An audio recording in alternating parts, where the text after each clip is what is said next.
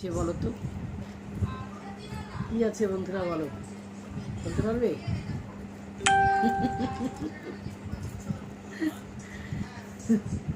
মিষ্টি কুমড়ার বড়া আর বেগুনি একসাথে করেছি, সব জয়েন্ট লেগে গেছে। জয়েন্টের জন্য এরকম হয়েছে। কি গরম, মারতে দেওয়া যাচ্ছে না। আর সাথে কি আছে জানো? চা চা চা, এই বেগুনি আর চা।